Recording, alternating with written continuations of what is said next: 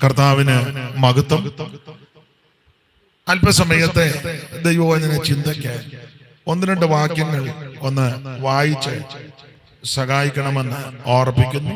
പരിചിതമായ ഒന്ന് രണ്ട് വാക്യങ്ങൾ. ഇയ്യോബിന്റെ പുസ്തകം 12-ാം അധ്യായത്തിന്റെ 7-8 വാക്യങ്ങൾ ഒന്ന് വായിച്ച് സഹായിച്ചു.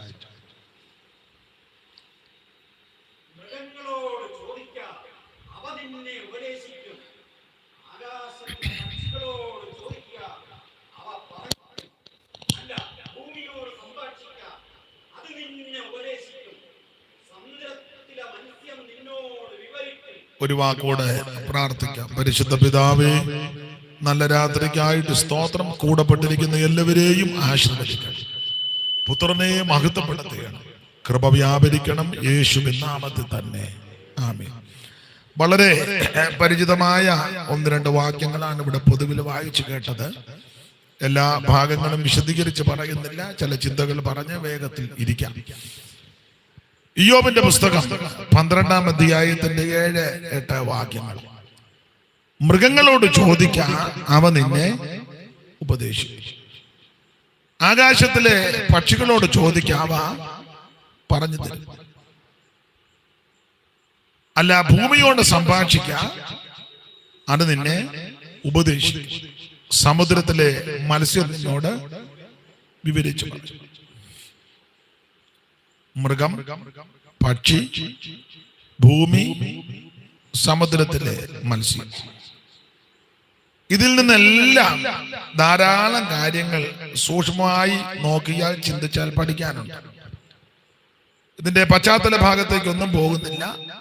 ഭക്തനായ ഇയ്യോബിന്റെ ജീവിതത്തിൽ പ്രതിസന്ധികൾ ഒന്നിനു പുറകെ ഒന്നായിട്ട് വന്നു. ഭക്തന്മാർക്ക് പ്രയാസം ഉണ്ടാകുമെന്ന് ചോദിച്ചാൽ പ്രയാസം ഉണ്ടാകും. ഭക്തന്മാർക്ക് കടഭാരം വരുമോ എന്ന് ചോദിച്ചാൽ കടം ഉണ്ടാകും. ആ സഹോദരി ആരാ പറഞ്ഞ, നിന്റെ ദാസനാകുന്ന നിന്റെ ഭർത്താവ് മരിച്ചുപോയി, കടമുണ്ടായിരുന്നു. ഭക്തന്മാർക്ക് രോഗം വരുമോ? രോഗം വരും. ഇപ്പോഴത്തെ ചിലർക്ക് ഒരു ചിന്ത കാണും, ഭക്തന്മാർക്ക് ആക്സിഡന്റ് ഉണ്ടാകും. അതിന്റെ പണ്ട് മോട്ടോർ വാഹനമൊന്നും ഇല്ലായിരുന്നില്ലേ, ഒത്തിരി എണ്ണ ഇടിയുണ്ട് അത്തേന്. ഇന്നിപ്പം മോട്ടോർ വാഹനമുണ്ട്. ഇതുപോലെ പണ്ട് റോഡൊന്നും ഇല്ല. സ്തോത്രം. അപ്പൊ അതുകൊണ്ട് ആ രീതിയിൽ മരിക്കുന്നില്ല. നമ്മൾ ആരെയും വിധിക്കുമൊന്നും വേണ്ട. പണ്ടൊരു മിടുക്കനായ ആളുണ്ടായിരുന്നു ആത്മീക ലോകത്ത്. ഞാനിതൊക്കെ പേടിച്ചായി പറയാൻ കൂന്ന്.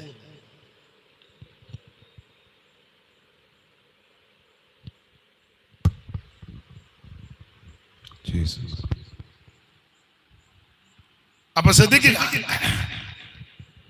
നമ്മൾ ആരെയും വിധിക്കണ്ട. ഇന്ന വിധത്തിലേ മരിക്കൂ, ഇന്ന വിധത്തിലേ മരിക്കാവൂ,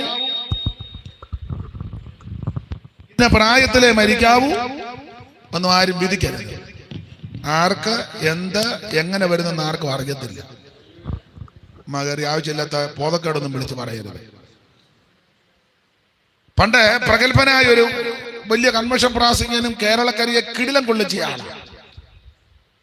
അദ്ദേഹം ഒരിക്കൽ പ്രസംഗിച്ചു, ഞങ്ങളോട് ഇരിക്കുന്ന സദസ്സില ആക്സിഡന്റിൽ മരിക്കുന്നത് ശാപമാണ്. എല്ലാവരും കൈയടിച്ച് പ്രോത്സാഹിപ്പിച്ചു. എല്ലാവരും ഈ താല്പര്യമില്ലാത്തവരുടെ കൈയടിച്ചു. ഇല്ലെങ്കിൽ പുള്ളി വല്ലതും പിന്നെയും പറയും.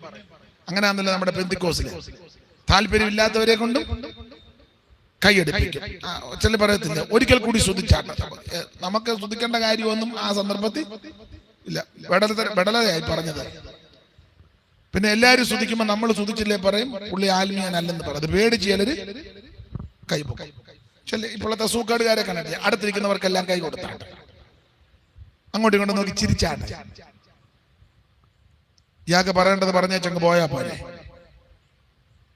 ആൾക്കാരെ മെനക്കെടുത്തുക. അപ്പൊ അന്ന് അദ്ദേഹം പ്രസംഗിച്ചു, ആക്സിഡന്റിൽ മരിക്കുന്നത് ശാപമാണ്. കുറെ വിശദീകരണമൊക്കെ പുള്ളി തന്നു. സൂക്ഷം പുള്ളി ആക്സിഡന്റിലാണ് മരിച്ചത്. പേര് ഞാനിപ്പോ പറയുന്നില്ല, അത് മോശം. അതുകൊണ്ട് ആവശ്യമില്ലാത്ത നമ്മൾ സംസാരിക്കാൻ വളരെ സൂക്ഷിച്ചേ സംസാരിക്കാം. ഒരാൾക്കൊരു രോഗം ഉടനെ പെന്തിക്കോസുകാർ പറയരുത്. ഒരാൾക്കൊരു ബുദ്ധിമുട്ട് നമ്മളങ്ങ് വിധിക്കുക, അങ്ങനെ കയറി വിധിക്കരുത്. സ്തോത്രം. ആർക്ക് എന്താ ഏത് സമയത്ത് വരുന്നെന്ന് നമുക്ക് ആർക്കും ഒന്നും. ഒരു കാര്യം ചെയ്യണം, നമ്മുടെ ജീവിതം ക്രമീകരിച്ച് കർത്താവിന്റെ വരവിന് വേണ്ടി ഒരുങ്ങിക്കണം. അന്യോന്യം കയറി വിധിക്കരുത്. സ്തോത്രം. മറ്റുള്ളവരുടെ വിഷയം വിശകലനം ചെയ്യുകയും അത് വിധിക്കാൻ നമുക്ക് നല്ല വിരുദ. നമ്മുടെ ജീവിതത്തിലോ നാം നമ്മുടെ ജീവിതത്തെ ക്രമീകരണത്തിൽ കൊണ്ടുവരണം. അപ്പോൾ ഭക്തന്മാർക്ക് രോഗം വരാം. എത്രയോ ഭക്തന്മാര് രോഗികളാൽ ഭാരപ്പെടുന്നു. സ്തോത്രം. കടഭാരത്താൽ ബുദ്ധിമുട്ടുന്ന എത്രയോ പേരുണ്ട്. ഭവനമില്ലാത്ത എത്രയോ ഭക്തന്മാരുണ്ട്. ഇപ്പോഴും വാടകയ്ക്ക് താമസിക്കുന്നവർ, വാടക കെട്ടിടത്തില്ലേ എത്രയോ ഭക്തന്മാർ, വാടക കൊടുക്കാൻ നിർവാഹമില്ലാത്ത എത്രയോ ഭക്തന്മാർ. സ്തോത്രം. അങ്ങനെയൊക്കെ ഒത്തിരി പേരുണ്ട്. നമ്മൾ ആരെയും വിധിക്കുകയൊന്നും ചെയ്യരുത്. കുഞ്ഞുങ്ങളെ പഠിപ്പിക്കുവാൻ നിർവാഹമില്ലാതെ ബുദ്ധിമുട്ടുന്ന എത്രയോ പേര്, ഒരു വാഹനം പോലും ഇല്ലാത്ത എത്രയോ ഭക്തന്മാർ അല്ലേ നിങ്ങളുടെ അറിവിലോ? ഞാൻ ഇപ്പോഴത്തെ രീതി വെച്ചാ പറഞ്ഞത്. ഫാൻ ഇല്ലാത്തവർ എത്രയോ പേരുണ്ട്, ഇലക്ട്രിസിറ്റി ലഭിക്കാത്തവരില്ലേ, വീട്ടിലൊരു ഫ്രിഡ്ജ് മേടിച്ചാൽ കൊള്ളാന്ന് ആഗ്രഹിക്കുന്ന എത്രയോ പേരുണ്ട്. അവരെല്ലാം ശപിക്കപ്പെട്ടവരാണ്. ഇപ്പോഴത്തെ കുറെ മിടുക്കന്മാർ എഴുന്നേറ്റ് പറഞ്ഞു ഇതെല്ലാം ശാപമാണ്. യഹോവന്മാര് കോടിക്കണക്കിന് ഉണ്ടാക്കുകയും ചെയ്തു. ഉണ്ടാക്കാവുന്നതിന്റെ പരമാവധി. സ്തോത്രം. നമ്മളെ ഉദ്ദേശിക്കുന്നതല്ല. ഞെരുക്കത്തിൽ കൂടി പോകുന്നവര്, മിടുക്കത്തിൽ കൂടി പോകുന്നവര് ഭക്തന്മാരല്ലാഞ്ഞിട്ടില്ല, അവര് ഭക്തന്മാരാണ്. ഈ കണ്ടമാനം ഉണ്ടാക്കിയത് ഭക്തി ഉണ്ടായിട്ടൊന്നുമല്ല, അല്പം ഞാൻ വിവരിക്കുന്നില്ല. കുറച്ച് സൂത്രം നന്നായിട്ടുണ്ട്. എല്ലാവരുടെയും കാര്യമല്ല ഈ പറയുന്നത്. നീതിയോടെ ഇടപെടുന്നവര്, നീതിയോടെ ജീവിക്കുന്നവരുണ്ട്, അവരെ ദൈവം തുണയ്ക്കും. അതുകൊണ്ട് നമ്മൾ ആരെയും കയറി ഒന്നും പറയുകയും വിധിക്കുകയും ഒന്നും ചെയ്യരുത്. ഒരാൾക്കൊരു ക്ലേശവും ഒരു കെടുതിയും ഒരു അസ്വസ്ഥത വരുമ്പോൾ എല്ലാവരോടും ഒന്നിച്ച് പുള്ളിയെ ഒറ്റപ്പെടുത്തരുത്. നമ്മുടെ കൂടെ ആരാധിക്കുന്ന ഒരു വ്യക്തിക്ക് ഒരു ക്ഷീണമുണ്ടായി, ഉടനെ മറ്റേ വിശ്വാസികളെല്ലാം കൂടെ വേറൊരു വീട്ടിൽ കൂടിയല്ലേ ഒന്നിച്ച് കൂടി വെച്ച് ആ ദൈവം സന്ദർശിച്ചതാ, ഇനിയും സന്ദർശിക്കും. അതാണ് അതിന്റെ മര്യാദ. അല്ല. സ്തോത്രം. എലീശയ്ക്ക് മരണകരമായ രോഗം വന്നു. അപകടങ്ങൾ വരാം, ആർക്കും വരാതിരിക്കട്ടെ. ആപത്തുകൾ വരാതിരിക്കും. പൗലോസ് പറഞ്ഞല്ലോ, കാട്ടിലെ ആപത്തെന്ന് തന്നെ കടലിലെ ആപത്ത്. കള്ള സഹോദരന്മാരാനുള്ള അപ്പൊ ആപത്ത് വരും. സ്തോത്രം. പക്ഷെ ഇതൊക്കെ നമ്മുടെ ജീവിതത്തിൽ സംഭവിക്കുമ്പോൾ നാം നമ്മുടെ ജീവിതത്തെ ഒന്ന് ക്രമീകരിച്ചോ. അത് അവനവൻ ചെയ്യേണ്ട കാര്യം. ദൈവമേ, ഈ രോഗം വരാൻ കാരണം എന്റെ അപാകതയാണോ, പോരായ്മയാണോ, പോഷത്വമാണോ? ക്ഷമിക്കണം. തന്നെ തന്നെ ചിന്തിക്കണം. അല്ലാതെ അപ്പുറത്തുകാര് കൂടോത്രം ചെയ്തതാണെന്ന് പറഞ്ഞ് നീ ഉടനെ പ്രവാചകനെ വിളിക്കരുത്. ഇപ്പൊ അതാ നടക്കുന്ന പരിപാടിയല്ല. ഒരു രോഗം വന്ന് അവര് ചെയ്തതാ, എനിക്ക് നേരത്തെ. അതാണ് അതിന്റെ മര്യാദ. അങ്ങനെ രോഗം വരുമ്പോ, ഒരു ക്ഷീണം വരുമ്പോ, പ്രയാസം വരുമ്പോ മുട്ടയിലിരിക്കണം. ഇരുന്നുവെച്ച് തന്നെ ശോധന ചെയ്യണമെന്ന്. അതാ തന്നെ ചോദിക്കണം, ഈ രോഗം വരാൻ കാര്യം, ഈ പ്രശ്നം വരാൻ കാര്യം. പുറകോട്ട് ചിന്തിക്കണം. എന്തൊരു അപാകതയുണ്ടോ, പോരായ്മകളുണ്ടോ? സംസാരത്തിന് എന്തെങ്കിലും പാളിച്ച വന്നോ? കൊടുക്കുവാങ്ങലിൽ എന്തെങ്കിലും അപാകത വന്നോ? സമീപനത്തിൽ എന്തെങ്കിലും പോരായ്മ വന്നോ? സഭയോട് ബന്ധപ്പെട്ട എന്തെങ്കിലും പ്രശ്നമുണ്ടായോ? ആരോടേലും വലിയ വിഷയത്തിൽ നിരപ്പ് പ്രാപിക്കാനുണ്ടോ? ആരോടേലും വൈരാഗ്യപ്പെട്ടിരിക്കുകയാണോ? സ്തോത്രം. ആരെയെങ്കിലും ചതിച്ചിട്ടുണ്ടോ? ആരെയെങ്കിലും വഞ്ചിച്ചിട്ടുണ്ടോ? ആരോടേലും സൂത്രം കാണിച്ചിട്ടുണ്ടോ? ഇതൊക്കെ തന്നെ താൻ ചിന്തിക്കണം. ചിന്തിച്ച് അത് ബോധ്യപ്പെടുമ്പോൾ ഏറ്റു പറഞ്ഞ് ഉപേക്ഷിച്ച് അനുദപിച്ച് ദൈവസന്നിധി മടങ്ങി വരണം. ഇതാ ഒരു ദൈവവൈതൽ ചെയ്യേണ്ടത്. രണ്ട് വ്യക്തികളുമായിട്ട് അഭിപ്രായ വ്യത്യാസം വന്ന് അത് പറഞ്ഞ് പരിഹരിക്കണം. സ്തോത്രം. പറഞ്ഞ് പരിഹരിക്കണം. ക്രമീകരണം വരുത്തേണ്ട വിഷയമാണെങ്കിൽ ക്രമീകരണം വരുത്തണം. അല്ലാതെ തമ്പേർ തല്ലി പൊട്ടിച്ചാലൊന്നും കാര്യം നടക്കുകയില്ല. ആഴ്ച ഓരോ തമ്പേർ കമ്മത്തിയിട്ട് അങ്ങ് അടിക്കുക. അടിച്ച് അതിന്റെ ഒരു വശം പൊട്ടി. എന്നിട്ട് പറഞ്ഞു, ഇനി അടുത്ത ആഴ്ച ഞാൻ അടിക്കുന്നില്ല, തങ്കമ്മ അടിക്കുക. അതിന് എൻ്റെ ഓരോത്തിനങ്ങ് വേദനയാണ്. ആത്മീയം എന്നെ നിങ്ങളൊരു പെൺപിള്ളേർ രണ്ടുപേരും വർത്താനം പറഞ്ഞു. എന്നെ മോളെ ഏതാണ് പോണമെന്നാന്നോ അതോ എന്താ പറഞ്ഞത്?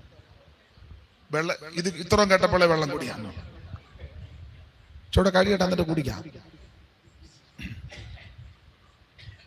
ഞാനൊന്നും പറഞ്ഞില്ലല്ലോ. അപ്പൊ നമ്മുടെ ജീവിതത്തെ ക്രമീകരണത്തിൽ കൊണ്ടുവരണം. ഞാൻ എപ്പോഴും പറയും, ഓരോ യോഗം കഴിയുമ്പോഴും ജീവിത ക്രമീകരണം ഉണ്ടാകണം. അല്ല മൈക്കിന്റെ ഓളിയം കൂട്ടിയോണ്ടൊന്നും കൂടെ ചെന്ന് രാജം ഭാഷ ഞാൻ ഇടുക. അതുകൊണ്ട് അതാണ് ആത്മീയം. അതിനു ഷൂളവടി, അതല്ല ആത്മീയം. ഓരോ യോഗം കഴിയുമ്പോഴും ആംപ്ലിഫയറും സെറ്റും മേടിക്കുന്നതല്ല. ജീവിതം ക്രമീകരിക്കപ്പെടണം. അല്ല നമ്മൾ ഈ മലയാള വണ്ടയ്ക്ക് കടന്ന് അലറി നാട്ടുകാരും അവസാനം പിന്നെ ഞങ്ങളോട് വന്നതുകൊണ്ട് ആരും ഒന്നും അധികം പറയാതെ അങ്ങ് അടങ്ങുന്നതായിരിക്കാം എനിക്കങ്ങ് തോന്നുക. അതല്ല, ഓരോ യോഗം കഴിയുമ്പോൾ ദേശത്തുള്ളവരും നാട്ടുകാരും കാണുന്നവരും നമ്മെ കാണുന്നവരും പറഞ്ഞ ഒത്തിരി വ്യത്യാസം വരുന്നുണ്ട് കേട്ടോ. ഇത് നാട്ടുകാർ നമ്മളെ പറയും ഓരോ യോഗം കഴിയുമ്പോൾ വൈരാഗ്യം കൂടുകയല്ല. നേരത്തെ കാണുമ്പോൾ ഒന്ന് ചെറുതായിട്ട് ഊറിയ ചിരി ഉണ്ടായിരുന്നു. ഇപ്പൊ തന്നെ അരിശം കയറി. പിന്നെ സ്തോത്രം. ജീവിതത്തിൽ ക്രമീകരണം വരുത്തണ്ട. സ്തോത്രം. ഇമ്പമുള്ള ജീവിതവും ഏറെദാന മാനങ്ങളോ ഇമ്പമുള്ള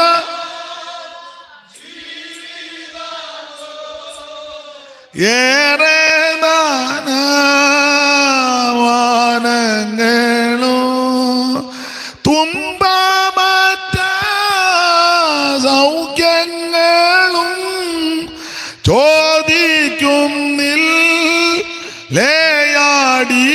ചോദിക്കുന്നില്ലേയാടിയാൻ നിന്റെ ഗീതം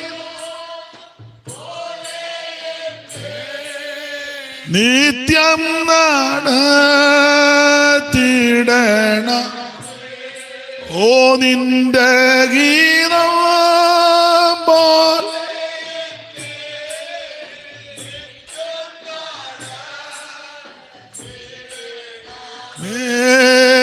നിന്റെ ഗീതം പോലെ എന്നെ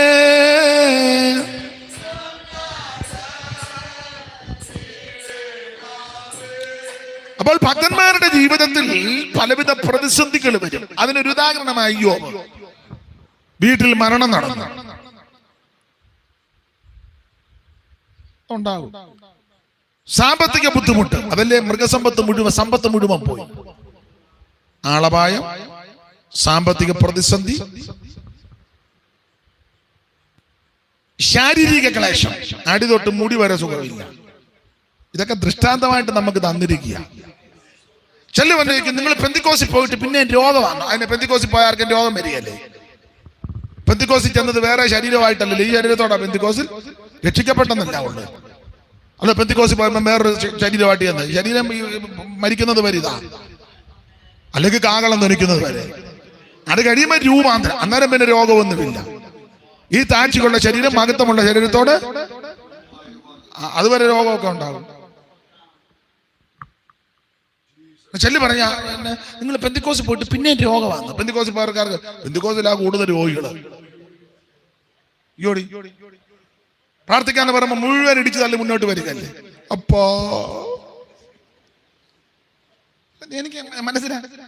അത് ഞങ്ങളൊന്നും വന്ന ആരും അങ്ങനെ വരികയല്ല. വലിയ വലിയ പ്രഗത്ഭന്മാരുണ്ട്. ലോക എന്താ പറഞ്ഞ സുപ്രസിദ്ധ രോഗശാന്തി അയാൾ 4 ഗുളിക അടിച്ച സ്റ്റേജിലോട്ട് കയറി വന്നത്.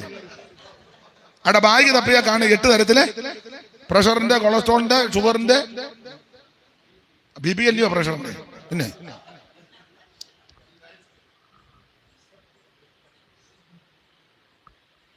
അതാ സുപ്രസിദ്ധ രോഗശാലി. 4 ഇഞ്ചക്ഷൻ എടുത്താൽ ചബിളി സ്റ്റേജിലോട്ട് കയറുന്നത് ഇൻസുലിൻ. പുള്ളിയുടെ മുന്നിലാണ് നമ്മൾ എന്ന്.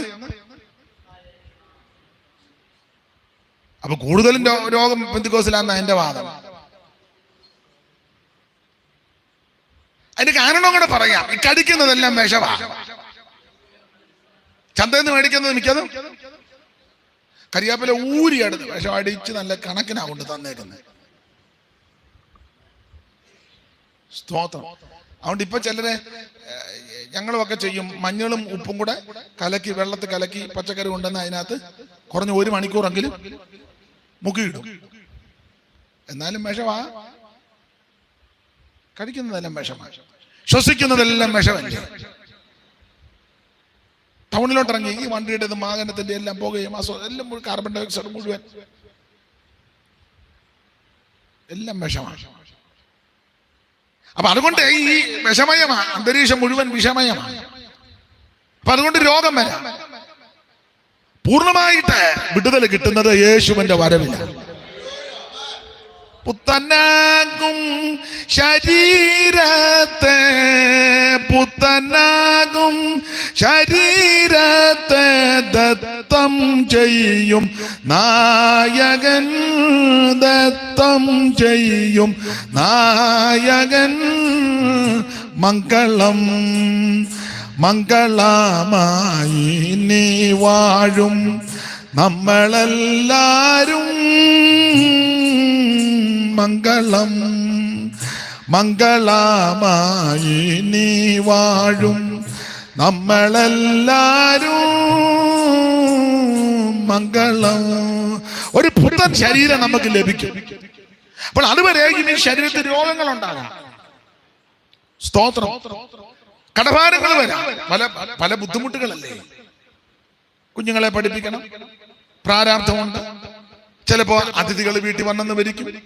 അപ്പോൾ ചിലപ്പോ കയ്യിൽ അപ്പോൾ ചില സാമ്പത്തിക നന്മ ലഭിച്ചില്ലെന്ന് വരാം. സ്നേഹിതരോടോ വേണ്ടപ്പെട്ടവരോടോ അടുത്തുള്ളവരോടോ അല്പം ചോദിച്ചെന്നും അത് തെറ്റും മഹാഭാവമൊന്നുമല്ല. ആണോ? രാത്രി ചെന്ന് വായ്പ ചോദിച്ചെന്നല്ലേ എഴുതിയേക്കുന്നത്. അവന്റെ വീട് കൊള്ളയടിച്ചെന്നല്ല. എങ്ങനെ എഴുതിയേക്കുന്നേ? ചെന്ന് ചോദിക്കുന്നതിന് വേറെ ദിവസത്തിൽ അങ്ങനെ ചോദിക്കണമെന്നല്ലേ. അപ്പനോട് മക്കള് പാപമൊന്നുമല്ല. ഈ ലോകത്തിലല്ലേ ജീവിക്കുന്നേ, അല്ലേ? പ്രവാചകൻ ചെന്ന് ചോദിച്ചു, അമ്മമ്മ ഇച്ചിരി വെള്ളം കുടിക്കാൻ തരാമോ ചോദിക്കല്ലേ. അതിന് തള്ള പറഞ്ഞത് വെള്ളം കുടിക്കാൻ തന്നെ ഇങ്ങോട്ട് തന്നെ ഇത്ര നേരം നടന്നിട്ട് വെള്ളമൊന്നും കിട്ടിയില്ലേ. അങ്ങനെയാന്ന് അമ്മാമ്മ പറഞ്ഞു. പറ, നിങ്ങൾ അമ്മാമ്മ പറഞ്ഞു പറ. ചെന്നിച്ചിട്ട് വെള്ളമല്ലേ ചോദിച്ചേ? വായിക്കുന്നേ വേറെ ദിവസം ഒന്നും വായിക്കല്ലേ, ചുമ്മാ കടന്ന് തുള്ളുക. എന്തുവാ ചോദിച്ചേ? കുടിക്കാൻ അല്പം വെള്ളം. അമ്മാമ്മ അടുത്ത് ഏതായാലും ചാകാൻ പോകുന്ന ഉപദേശിക്ക് വെള്ളം കൊടുത്തേച്ച്. നല്ലൊരു തള്ളയാ. ഏതായാലും ഞാനും കൊച്ചനും ചാകാൻ പോവാ. എന്നാ ഇനി ഉപദേശിക്ക് ഇച്ചിരി വെള്ളം കൊടുത്തേച്ച് ചാകാം. വെള്ളം കൊടുക്കാനായിട്ട് തിരിഞ്ഞപ്പോ ഉപദേശിയുടെ തൂണ് മാറി. അപ്പൊ ഒരു ചെറിയൊരു ആടയും കൂടെ കൊണ്ടുവരാം. അല്ല, ഈ ഉപദേശിമാരങ്ങനെ ഇച്ചിരി ഇടം കൊടുത്താൽ മതി. അവരവിടെ നല്ല കശക്കി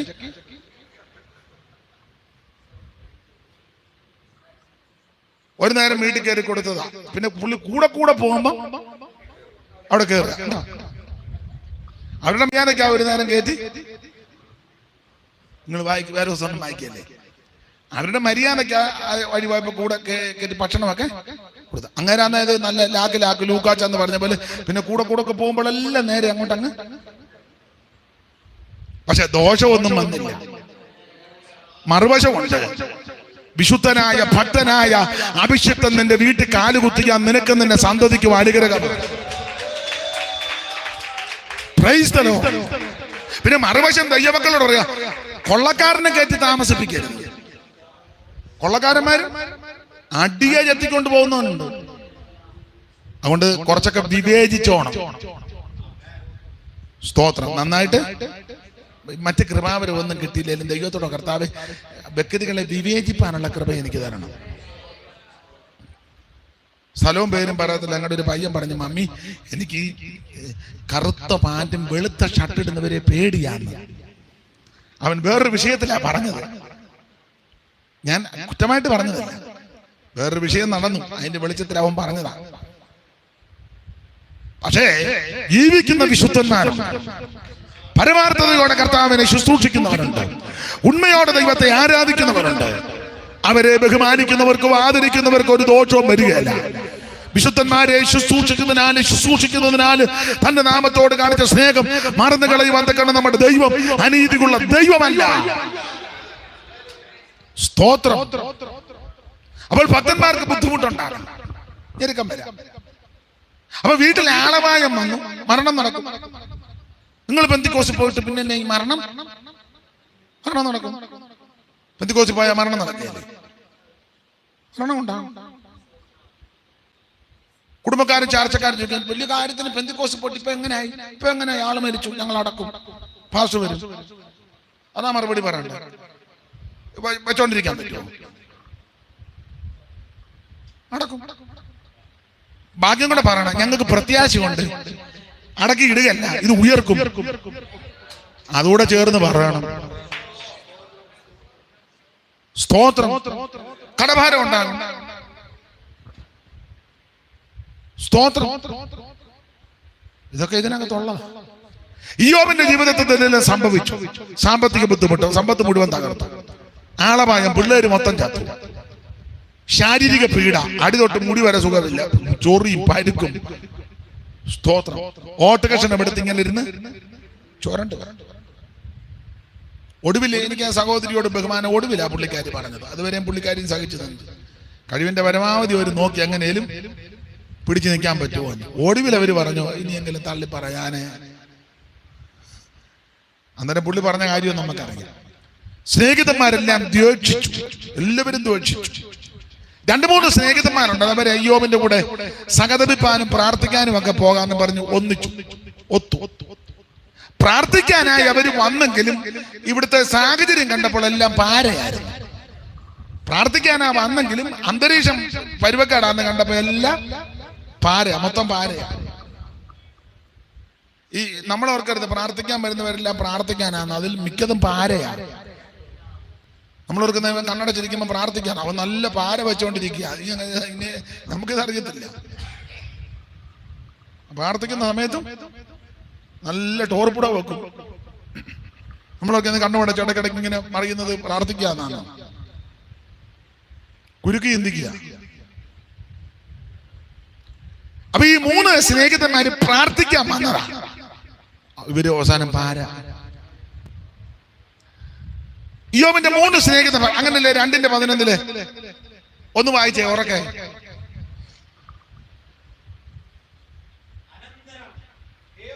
അനന്തരം തേമാനായ എലീഫസ്, ബിൽഗനായ ശൂഗനായ ബിൽദാദ്, നയമത്യനായ സോഫർ എന്നീ ഇയ്യോബിന്റെ 3 സ്നേഹിതന്മാരും ഈ അനർത്ഥമൊക്കെയും അവന് സംഭവിച്ചു എന്നറിഞ്ഞപ്പോൾ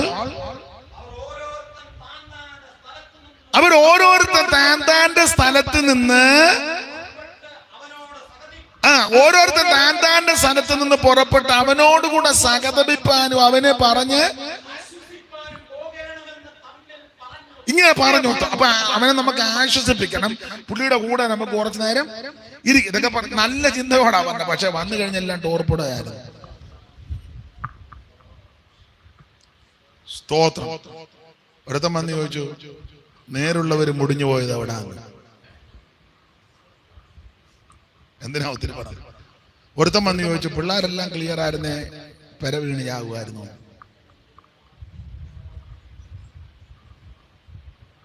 ഒരുത്തം വന്ന് ചോദിച്ചു, അമ്മാമ്മ എന്നെ ഇപ്പൊ ഇടഞ്ഞു നിൽക്കുന്നത്. ഒരുത്തം വന്ന് ചോദിച്ചു, നീ നീതിമാനായിരുന്നെങ്കിൽ ഇങ്ങനെയുള്ള കെടുതിയൊക്കെ വരുമായിരുന്നു. ചുരുക്കി പറഞ്ഞാൽ വാക്കുകൾ കൊണ്ട് വേദനിപ്പിക്കുക, അതാ വേദനിപ്പിക്കുന്ന ആശ്വാസകന്മാർ. അപ്പൊ ഇയ്യോബ് ഇങ്ങനെ ഇവരോട് പറഞ്ഞിട്ട് ഇവരെ അംഗീകരിക്കുന്നില്ല. ഞാൻ വിവരിക്കുന്നില്ല. ഇവരെ അംഗീകരിക്കാതെ വന്നപ്പോൾ ഇയ്യോബ് ഇവരോട് പറയുന്ന ഭാഗം ആ 12:7 ഞാൻ പറഞ്ഞിട്ട് നിങ്ങൾ അംഗീകരിക്കുന്നില്ലല്ലോ, ഉൾക്കൊള്ളുന്നില്ലല്ലോ, നിങ്ങൾക്ക് യോജിപ്പില്ലല്ലോ, നിങ്ങളത് ഏറ്റെടുക്കുന്നില്ല. ഒരു കാര്യം ചെയ്യും, മൃഗത്തോട് ചോദിക്കും, മൃഗം നിന്നെ ഉപദേശിക്കും. മൃഗങ്ങളോട് ചോദിക്കാം, അവ നിന്നെ മൃഗങ്ങളോട് ചോദിക്കാം, അവ നിന്നെ ഉപദേശിക്കും. ഞാൻ പറഞ്ഞിട്ട് നിങ്ങൾ എന്റെ ഉപദേശം ഒന്നും നിങ്ങൾ കൈക്കൊള്ളുന്നില്ല. ഒരു കാര്യം ചെയ്യും, മൃഗത്തോട് ചോദിക്കും. ഉപദേശിമാര് നെടുക നടന്ന് ഉപദേശിച്ചിട്ടൊന്നും ഒരെണ്ണം ഗുണപ്പെടുന്നില്ല. അങ്ങനെയുള്ളവരോട് മൃഗത്തോട് ചോദിക്കും, മൃഗം നിന്നെ ഉപദേശിക്കും. വിശദീകരിച്ച് പോകുന്നില്ല, ചടി കടാന്ന പോയിന്റ് പറഞ്ഞു പോകുകയാ. സ്തോത്രം. ഒന്ന്, മൃഗം തരുന്ന ഉപദേശം വായിക്കണ്ട, ബിലിയാമിന്റെ കഴുത. ഞാൻ ചരിത്രം ഒന്നും പറഞ്ഞ് വിശദീകരിക്കുന്നില്ല, പോയിന്റ് മാത്രം പറയുക. നിങ്ങൾക്ക് അറിവുള്ള കാര്യമാണ്, ഓർപ്പിക്കുന്നതേ ഉള്ളൂ. ബിലിയാം കയറിയ കഴുത ഉപദേശിക്കുന്നത്, ദൈവാലോചന ഇല്ലാതെ നീ യാത്ര ചെയ്യരുത്. ദൂതനെ കഴുത കണ്ടു, പ്രവാചകൻ കണ്ടില്ല. കഴുതക്കിട്ട് പ്രവാചകൻ അടിച്ചു. സ്തോത്രം. കഴുതയുടെ വായ ദൈവം തുറന്നു എന്ന് പറഞ്ഞാൽ, ആലോചനയില്ലാതെ നീ പോയാൽ നിന്റെ ദർശനം നഷ്ടപ്പെടും. സ്തോത്രം. ഈ ബിലിയാമിന്റെ കഴുത തരുന്ന പ്രധാനപ്പെട്ട ഉപദേശം, ദ്രവ്യാഗ്രഹം സകലവിധ ദോഷത്തിനും അതാ കഴുത തരുന്ന ഉപദേശം. ചിലർക്ക് എങ്ങനെയും 10 പുത്തനുണ്ടാക്കണം, അതിനെന്തും അവർ ചെയ്യും.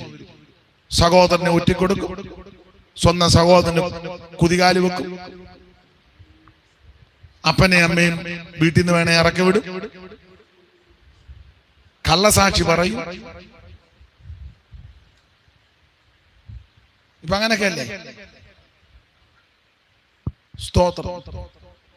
ഇപ്പൊ പുതിയ പുതിയ ശുശ്രൂഷകളൊക്കെ നിങ്ങൾ കേട്ടിട്ടില്ലേ? വണ്ടി നമ്പരൊക്കെ പറയുന്നവരുണ്ട്. KL 4033. അതിനെന്നെ ഉണർവ് എനിക്കൊന്നും മനസ്സിലാകുന്നില്ല.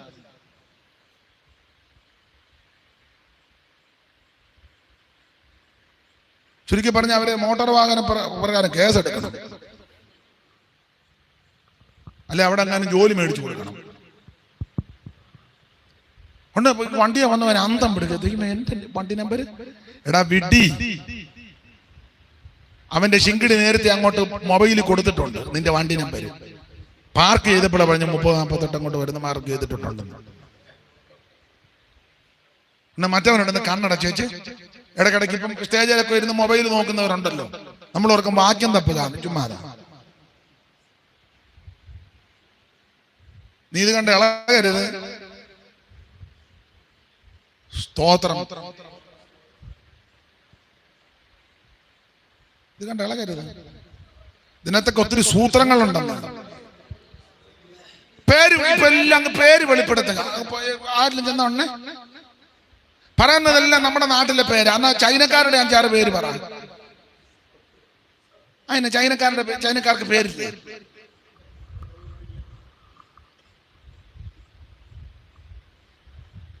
സ്തോത്രം.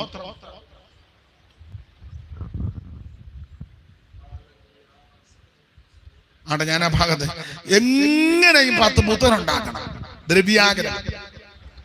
ബിലിയാമിന്റെ കഴുത പറയും, ദ്രവ്യാഗ്രഹം സകലവിധ ദോഷത്തിനും കാരണം. ഞാൻ വിശദീകരിക്കുന്നില്ല. ദൈവത്തിന് മഹത്വം.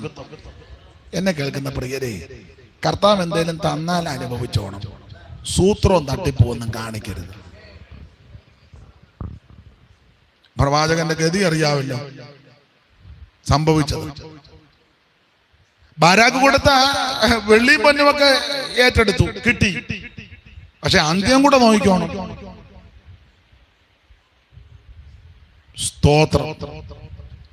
മൃഗങ്ങളോട് ചോദിക്കാ, അവ നിന്നെ ഉപേക്ഷിച്ചു. ഒരുത്തനെ ചതിച്ചും വഞ്ചിച്ചും അവനെ നശിപ്പിച്ചും നമ്മുടെ കയ്യിൽ ഒന്നും വരരുത്. കൈ വെടിപ്പായിരിക്കണം. അഥവാ എന്തേലും ഉണ്ടെങ്കിൽ ഏറ്റു പറഞ്ഞ് ഉപേക്ഷിച്ച് സക്കായിയെ പോലെ പറഞ്ഞോണോ, വല്ലതും ചതിവായിട്ട് വാങ്ങിയിട്ടുണ്ടെങ്കിൽ കൺവെൻഷൻ നടത്താന്നല്ല, പിന്നെയോ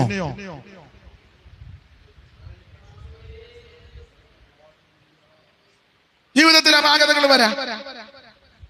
അപ്പൊ ഇങ്ങനെ പറയാം, കർത്താവേ വല്ലതും ചതിവായിട്ട് വാങ്ങിയിട്ടുണ്ടെങ്കിൽ ഉണ്ട് കർത്താവേ, ചതിവായിട്ടുണ്ട്, അതുകൊണ്ട് ഞാൻ ഈ പ്രാവശ്യത്തെ കൺവെൻഷൻ നടത്തും, ഒരു പള്ളി പെരുന്നാളും 400 അമിട്ട് വല്ലോ പൊട്ടിച്ച ഇവന്റെ ഭാവം മാറുമോ? 8 കതിനാക്കുത്തിക്ക് തീരുന്നതാണോ നിന്റെ ചതിവ്? നീ സ്വന്തം സഹോദരന് കൊടുക്കേണ്ട ഓഹരി അവകാശം കൊടുക്കാൻ അപ്പനെ കൊണ്ട് കള്ളയൊപ്പ് ഇടിപ്പിച്ചാ നീ ആധാരം കൈക്കലാക്കി, അത് കതിനാക്കുറ്റി തീരുന്നതാണോ? 3 പെരുന്നാളിന് തീരുമോ? അന്നദാനം. എന്റെ വല്യമ്മച്ചി പറഞ്ഞൊരു പഴം ചൊല്ലുണ്ട്, നിങ്ങൾക്ക് എല്ലാവർക്കും ചിലപ്പോൾ പിടികിട്ടുകയല്ല.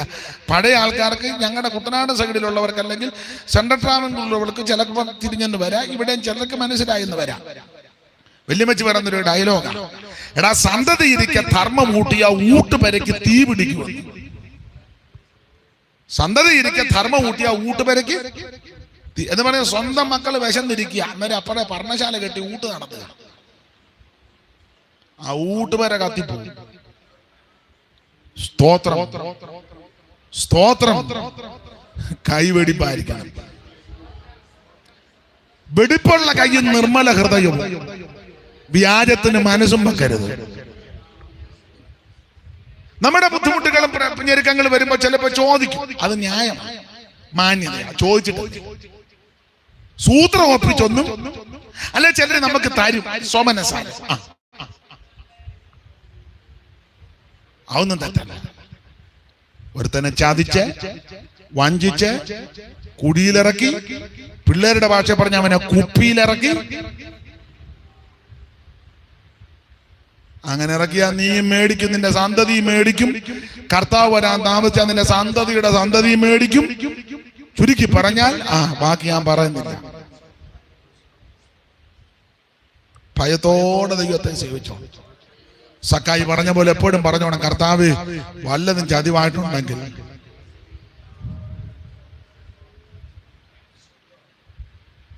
സ്തോത്രം.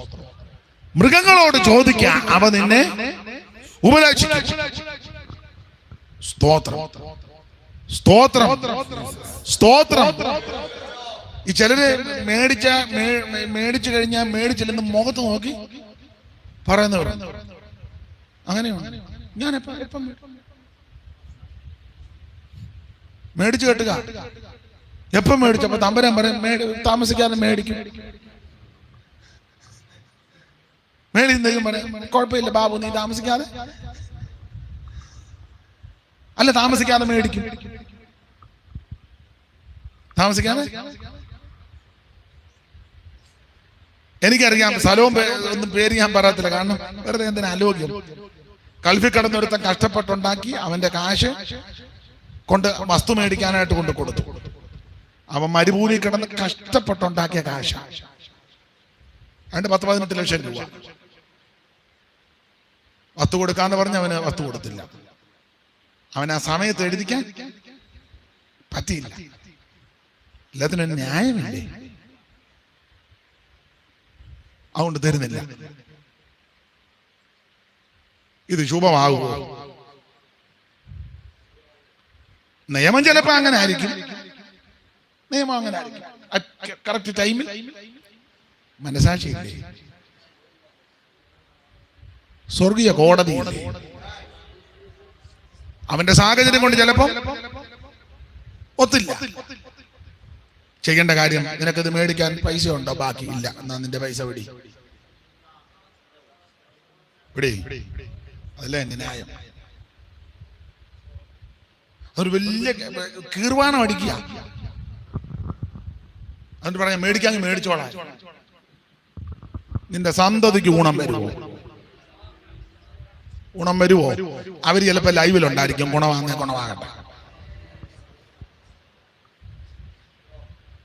ഗുണമാകുവോ? അവൻ മരുഭൂമി കിടന്ന് കഷ്ടപ്പെട്ട കാശ, കൈവെടിപ്പായിരിക്കണം. സഹോദരിക്ക് ഓഹരി കൊടുക്കാനുണ്ടെങ്കിൽ ഓഹരി കൊടുത്തോണം, ചതിക്കരുത്. സഹോദരന് ഓഹരി കൊടുക്കാനുണ്ടെങ്കിൽ കൃത്യം കൊടുക്കണം, അവനെ ചതിക്കരുത്. നീ മാളികയൊക്കെ പണിയും, വണ്ടിയൊക്കെ മേടിക്കും, എസ്റ്റേറ്റും ഒക്കെ ചിലപ്പോൾ മേടിക്കും, പക്ഷെ അനുഭവിക്കാനൊക്കെയല്ല. വലിയ എസ്റ്റേറ്റ് മേടിച്ചില്ലെങ്കിലും മാളിക പണിതില്ലെങ്കിലും വലിയ BMW ഇപ്പോഴത്തെ പുതിയ പുതിയ കാറുണ്ടല്ലോ, ഓടി അങ്ങനെ അതൊന്ന് എന്തുവാ ജാഗ്വാർ എന്തെങ്കിലും ആണ്.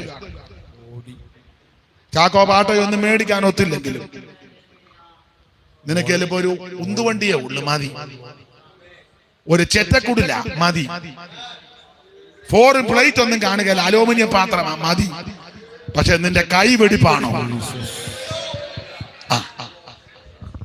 നീ ഭാഗ്യവാൻ, നിനക്ക് നന്മ വരും. വെടിപ്പുള്ള കൈ, നിർമ്മല ഹൃദയവും. സ്തോത്രം. ആട്ടെ, മൃഗങ്ങളോട് ചോദിക്കാവ നിന്നെ വാദ്യങ്ങൾ എടുപ്പിക്കുന്നില്ല, തന്നെ വായിക്കാൻ നിങ്ങൾക്ക് അല്പം അമാന്തമുണ്ട്. പിന്നെ അദ്ദേഹം വന്നതുകൊണ്ട് പെട്ടെന്ന് വായിക്കുകയും ചെയ്യും.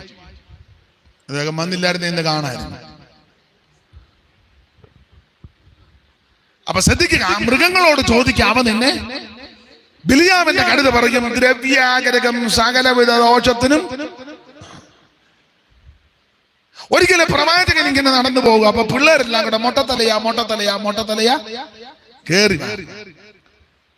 അല്ലാതെ ഉപദേശി മുടിയെല്ലാം വളർത്തി ഇടക്കിടക്ക് ഇങ്ങോട്ടൊരു പിടുത്തു. അതാണ് നമ്മുടെ പുതിയ പ്രവാചകൻ.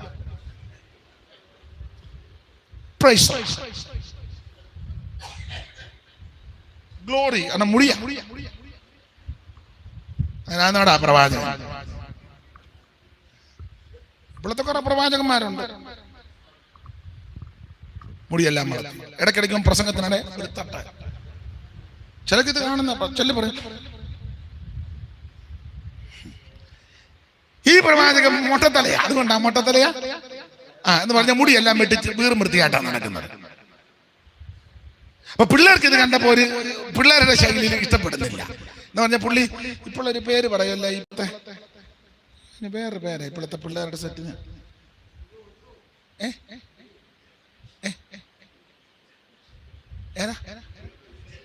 ഏതാ അല്ല വേറൊരു ഞാൻ ന്യൂജൻ, അതാ ന്യൂ ജനറേഷൻ അല്ലേ, ന്യൂജൻ. അപ്പൊ ന്യൂജൻ പാസ്റ്റർ അല്ല, ഓൾഡ് പാസ്റ്റർ. അതുകൊണ്ട് പിള്ളേർക്ക് അത്ര തൃപ്തി വരുന്നില്ല. പിള്ളേരെല്ലാം കൂടെ പറഞ്ഞു മൊട്ടത്തലയാ. ഇവരൊത്തിരി പാസ്റ്റർമാരെ ഉപദേശിമാരെ കളിയാക്കിയിട്ടുണ്ട്, ഒത്തിരി പാസ്റ്റർമാരെ ആക്ഷേപിച്ചിട്ടുണ്ട്. പഴയ പാസ്റ്റർമാരെല്ലാം ആക്ഷേപിച്ചിട്ട് സ്തോത്രം പറഞ്ഞ അതുങ്ങൾ അങ്ങ് പോവാ. പക്ഷെ ഈ പാസ്റ്റർ ഇച്ചിരി വ്യത്യാസമാണ്. ഉപദേശി അവിടെ എന്ന് വെച്ചാൽ തിരിഞ്ഞൊന്ന് നോക്കി. ആ ഭാഗം നിങ്ങൾക്കറിയാം. നോക്കിയ സമയത്ത് കാട്ടിൽ നിന്ന് 2 പെൺകരടി കാട്ടിൽ നടങ്ങി വന്ന് ഇങ്ങനെ. അവരിൽ 42 ബാലന്മാര്. അപ്പൊ ഒത്തിരി എണ്ണം ഉണ്ടായിരുന്നു. എനിക്കൊന്ന് കോളേജ് വിട്ട സമയമാണെന്ന് തോന്നുന്നു. എന്റെ ചിന്തയാണ്. അവരിൽ 42 ബാല. അപ്പം ചുരുക്കി പറഞ്ഞ 21 എണ്ണത്തിനെ വെച്ച് ഒരു കരടി പിടിച്ചു. ഒരു പെൺകരടി 21 എണ്ണത്തിന്. 2 പെൺകരടി കൂടി കീറി. ഈ കരടി നമുക്ക് തരുന്ന ഉപദേശം ഇത്രയുള്ളൂ: നീ എല്ലാരെയും പരിഹസിക്കുന്നത് പോലെ ജീവിക്കുന്ന വിശുദ്ധന്മാരെ പരിഹസിക്കരുത്. നീ എല്ലാവരെയും ആക്ഷേപിക്കുന്നത് പോലെ വിശുദ്ധന്മാരെ കയറി ആക്ഷേപിക്കരുത്. നീ എല്ലാവരെയും ഞോണ്ടാൻ ചെല്ലുന്നത് പോലെ അവൻ പ്രാർത്ഥിക്കുന്ന ഭക്തന്മാരാകുന്ന വിശുദ്ധന്മാരെ ഞോണ്ടാൻ ചെല്ലരുത്. സൂക്ഷം കരടി നിന്നെ പിടിക്കും. ഒടുവിൽ പിടി. അതിനെ ഇപ്പം നല്ല സംരക്ഷണമല്ലേ അതുങ്ങൾക്ക് കൊടുക്കുന്നത്. ഇനി വന്ന് എലിയെ പോലും കൊല്ലാൻ, പന്നിയെലി കൊണ്ട് കൊന്നാൽ അന്നേരം നിന്നെ അറസ്റ്റ് ചെയ്യും. അല്ലാത്തതിനൊന്നും ഇപ്പൊ തൊടാനേ. ആന നിന്നെ കൊല്ലും, നീ ആനയെ കൊന്നാൽ അകത്ത് പോകുന്നു. ആന നിന്നെ കൊല്ലും, ആനയുടെ വീട്ടിനകത്ത് അങ്ങനെ ചെന്ന് വീണ സൂക്ഷം നിന്നെ. നീ ആനയെ കൊന്നാലോ വിവരം അറിയാം. കടുവ നിന്നെ കടിക്കും, നീ കടുവായ ദോഷമൊന്നും ചെയ്യാൻ. പന്നിയെ തൊടാനൊക്കെ അല്ലേ പിന്നല്ലേ. പന്നി നിന്നെ തേറ്റാക്കി താങ്ങും, നീ പന്നിയെ തൊടരുത്. അതിന്റെ കാരണം ഇതിനെല്ലാം ദൈവം സംരക്ഷിച്ച അതിനെ മൃഗ സംരക്ഷണ വകുപ്പ് കൂടെ ഉണ്ടാക്കി. തൊട്ടാ നിന്നെ തട്ടും. ഇതെന്തിനാന്ന് ചോദിച്ചാൽ ഉപദേശിമാരെ കളിയാക്കുന്ന, പരിഹസിക്കുന്ന, സൂചന വിലക്കാരെ ഉപദ്രവിക്കുന്ന, പരമാർത്ഥികൾ ഉപദ്രവിക്കുന്ന നിന്നെ പിടികൂടാൻ ദൈവം സംരക്ഷിച്ച് വെച്ചിരിക്കുക. അറ്റ കൈ വരുമ്പോൾ ഞങ്ങൾ ഇവിടെ നിന്ന് പോവുകയും ചെയ്യും. കരടി ഇറങ്ങി കുഞ്ഞുഞ്ഞെ നിന്നെ തട്ടുകയും ചെയ്യും. യാതൊരു തർക്കവും. സ്തോത്രം. കരടിയോട് ചോദിച്ചാൽ കരടി പറയും, നീ ജീവിക്കുന്ന ഉപദേശിമാരെ ആക്ഷേപിക്കരുത്, ഭക്തന്മാരെ ഉപദ്രവിക്കരുത്, പരമാർത്ഥതയോടെ ജീവിക്കുന്ന വിശുദ്ധന്മാരെ തൊടരുത്, തൊട്ടാ നിന്നെ കീറും. മൃഗങ്ങളോട് ചോദിക്കാം, അവ നിന്നെ ഉപദേശിക്കും. ഓടിച്ചങ്ങ് നിർത്താം, വേഗത്തിൽ അങ്ങ് നടത്താം. രാജാവിനോട് പ്രാർത്ഥിക്കാത്ത കാരണം നിമിത്തം ദാനിയേലിനെ പിടിച്ച് സിംഹത്തിന്റെ ഗുഹയിലിട്ട് ഇട്ടേച്ച് രാജാവിന് ഉറക്കം വരുന്നില്ല. രാജാവ് എന്റെ ഭാഷയെ ഓൾ നൈറ്റ്. പക്ഷെ എന്റെ ചിന്തയാ ദാനിയേല് സുഖമായിട്ട് ഉറങ്ങും. ഒരു ചിന്തകൻ പറഞ്ഞേക്കുന്ന ഈ ദാനിയേൽ അങ്ങോട്ട് ചെല്ലുന്നതിന് മുന്നേ ദൈവം സിംഹത്തോട് പറഞ്ഞ്, എന്റെ ദാസൻ വരുന്നുണ്ട്, ബെഡ് ഒരുക്കിയേക്കണമെന്ന്. എൻ്റെ ദാസൻ വരുന്നുണ്ട്, ശുശ്രൂഷയുടെ മുഖത്തായതുകൊണ്ട് ഇത്തിരി ക്ഷീണമൊക്കെ ഉണ്ട്. എൻ്റെ ദാസൻ ഇന്ന് വൈകിട്ട് ഇവിടാണ് വിശ്രമിക്കുന്നത്. അപ്പൊ സിംഹമെല്ലാം കൂടെ നിരയായിട്ട് നിന്നു. ദൈവദാസൻ വന്ന് ഡള്ളപ്പിന്റെ മെത്തേ കിടക്കും പോലെ കമാന്നൊരു സിംഹം പറഞ്ഞു, എടേ അനങ്ങരുത്, ഉദ്ദേശി വരുന്നുണ്ടെന്ന് പറഞ്ഞു. നേരെ നിൽക്കാം. അപ്പൊ ഒരുത്തൻ പറഞ്ഞു, എനിക്ക് വെള്ളം കുടിക്കണം. ഇന്ന് കുടിക്കണ്ട, ഉദ്ദേശി അനക്കാതെ പുള്ളി ക്ഷീണമുള്ള ആളാ, സുഖമായിട്ട് നമുക്ക് ദൈവൊരുക്കുന്ന മെത്ത. പള്ളി മെത്ത കിടക്കുന്ന പുള്ളിക്ക് ഉറക്കം വരുന്നില്ല. പുള്ളി തിരിഞ്ഞും മറിഞ്ഞും കിടക്കുന്നു, മൊബൈൽ എടുത്ത് തോണ്ടുന്നു. രാജാവ് വാട്സാപ്പിൽ മെസ്സേജ് അയക്കുന്നു. ദാനിയേൽ സുഖമായിട്ട് അധികാലത്ത് ഓൺലൈൻ നടത്തിയ പുള്ളി അധികാലത്ത് വന്നത് ചോദിക്കുക, ജീവനുള്ള ദൈവത്തിന്റെ ദാസനാകുന്ന ദാനിയേലെ നീ അതിനകത്ത് ഉണ്ടോന്ന്. ദാനിയേൽ കരക്കോട്ട് കയറി. എന്റെ ചിന്തയാ, കരക്കോട്ട് കയറി കൈയടിച്ചേച്ച് പറഞ്ഞ്, രാജാവിന് ദീർഘായുസ് ഉണ്ടാകട്ടെ. അടുത്ത സാക്ഷ്യമായ, രാജാവ് സിംഹങ്ങൾ എനിക്ക് കേടുവരുത്താതിരിക്കേണ്ടതിന് എന്റെ ദൈവം തന്റെ ദൂതനെ അയച്ച് സിംഹത്തിന്റെ വായ അടച്ചു. മൃഗങ്ങളോട് ചോദിക്കാം, അവൻ നിന്നെ. ദാനിയേല് രാത്രിയിൽ വിശ്രമിച്ച ആ സിംഹക്കൂട്ടിലെ സിംഹങ്ങൾ ഇങ്ങനെ തരുന്ന ഉപദേശമാണ്. സ്തോത്രം. എല്ലാവരെയും തൊടുന്നത് പോലെ പ്രാർത്ഥിക്കുന്നവനെ തൊട്ടേക്കരുത്. സിംഹം പറയും, ഞങ്ങൾ ഏറെ നാളുകളായി ഗുഹയ്ക്കകത്ത് കിടക്കുക, ഇവിടെ പലരെയും ഇങ്ങോട്ട് ഇട്ടിട്ടുണ്ട്, പാതിക്ക് വരുമ്പോഴേ ചാടി പിടിച്ചൊരു കടി, ഒരു കൊട്, ഒരടി, അവന്റെ അത്തി പോലും കൊണ്ടുപോയിട്ടില്ല. പക്ഷെ ഇന്നലെ ഒരുത്തം വന്നു. ഇന്നലെ വന്നവൻ എന്നും വരുന്നവനെ പോലല്ല. അവൻ സത്യദൈവത്തോട് പ്രാർത്ഥിക്കുന്നവനാ, അവൻ ജീവനുള്ള ദൈവത്തോട് നിലവിളിക്കുന്നവനാ, അവൻ സത്യദൈവത്തെ ഭജിക്കുന്നവനാ. അതുകൊണ്ട് സിംഹങ്ങൾ ഇങ്ങനെ പറഞ്ഞു, എല്ലാവരെയും കീറുന്നത് പോലെ പ്രാർത്ഥിക്കുന്നവനെ കീറാൻ ദൈവം അനുവദിക്കത്തില്ല. എല്ലാവരെയും അവൻ ഉപദ്രവിക്കുന്നത് പോലെ സത്യദൈവത്തെ ഭജിക്കുന്നവനെ തൊടാൻ ദൈവം അനുവദിക്കത്തില്ല. സിംഹത്തിൻ ഗുഹ എനിക്കെന്നാലും അഗ്നിയിലെന്നെ വലിച്ചെറിഞ്ഞാലും, സിംഹത്തിൻ ഗുഹ എനിക്കെന്നാലും അഗ്നിയിലെന്നെ വലിച്ചെറിഞ്ഞാലും ഉള്ളം കലങ്ങും പ്രതിസന്ധികളിൽ ഉള്ളം കലങ്ങും വീഴാതെ നീർത്തണമേ എന്നെ വീഴാതെ നീർത്തണമേ ഉള്ളം കലങ്ങും പ്രതിസന്ധികളിൽ ഉള്ളം നീകളിൽ വീഴാതെ നീർത്തണമേ എന്നെ വീഴാതെ നീർത്തണമേ എനിക്കൊരു തുണ നീ എൻ പ്രിയനെ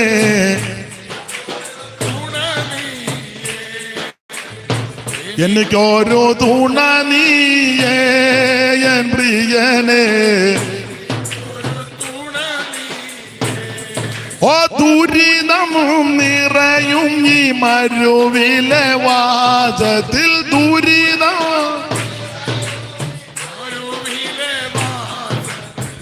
എനിക്കൊരു തുണ നീയേ എൻ പ്രിയനെ എനിക്കൊരു ആമേൻ എനിക്കൊരു തുണ നീയേ എൻ പ്രിയനെ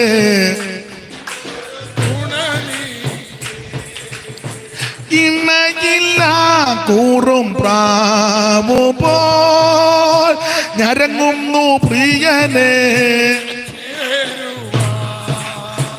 ഇണയില്ല കൂറും പ്രാവു പോൽ ഞരങ്ങുന്നു പ്രിയൻ അനാഥാ വരുവാൻ താമസ എങ്കിൽ നാദാ വരുവാൻ താമസ എങ്കിൽ വീഴാതെ നീർത്തണമേ എന്നെ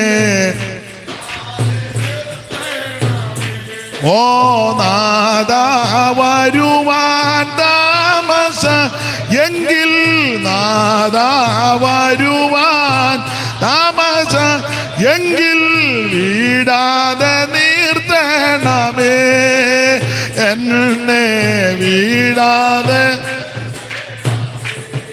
ഓ എനിക്കൊരു തുണ നീയേ എൻ പ്രിയനെ ഓ എനിക്കൊരു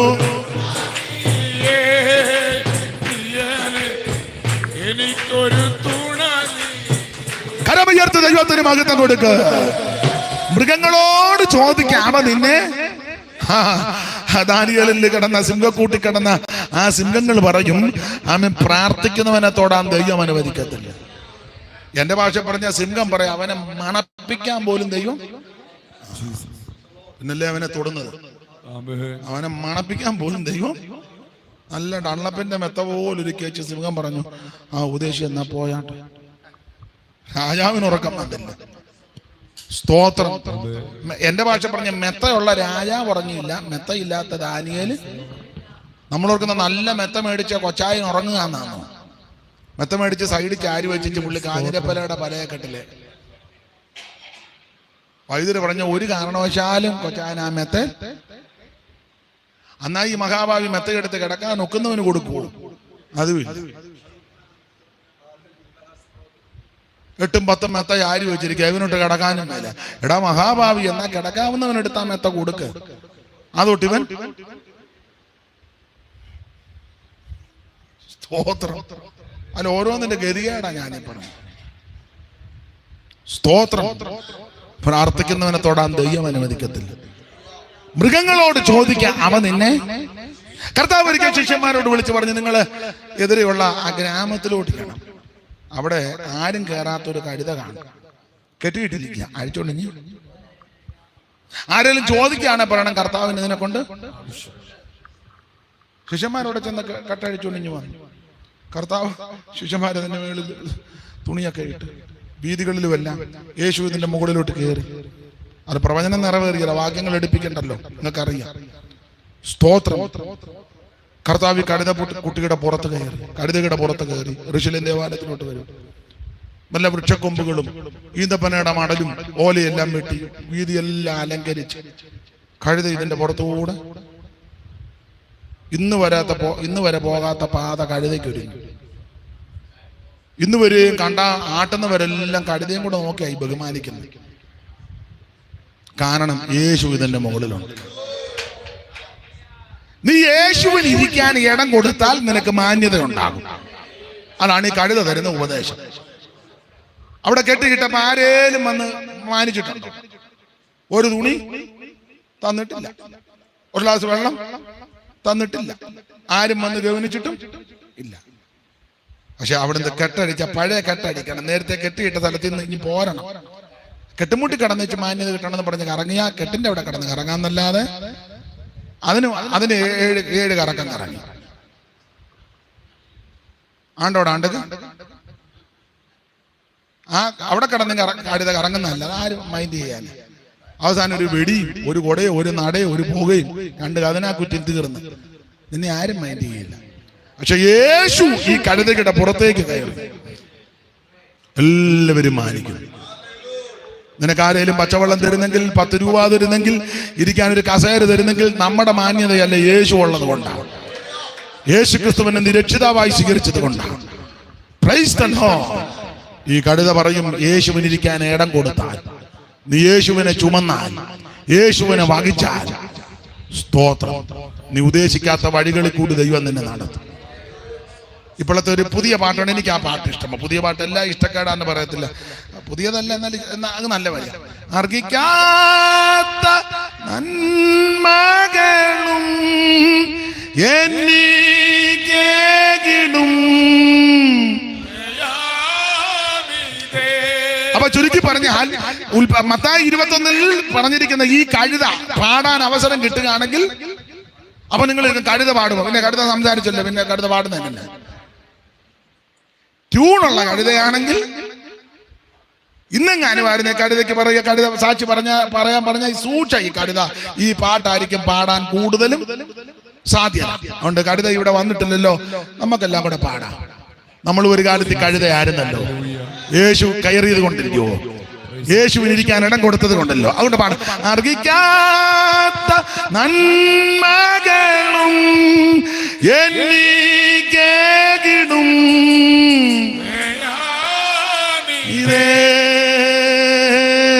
അർഹിക്കാത്ത നന്മകളും എനിക്കേകിടും.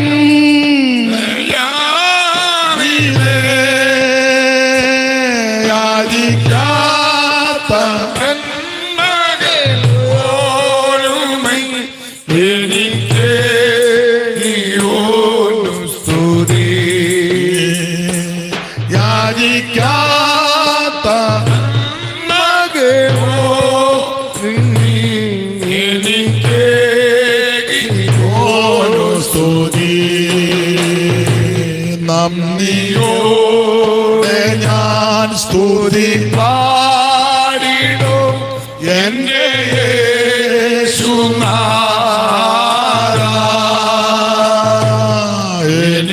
എനിക്കായി ചെയ്തൊരു നന്മയ്ക്കും ഇന്നു നന്ദി ചൊല്ലുന്നു ഞാൻ.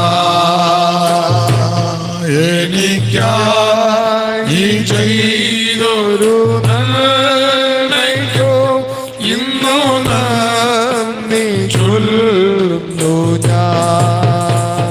മൃഗങ്ങളോട് ചോദിക്കാൻ അവ നിന്നെ ഉപദേശിച്ചു.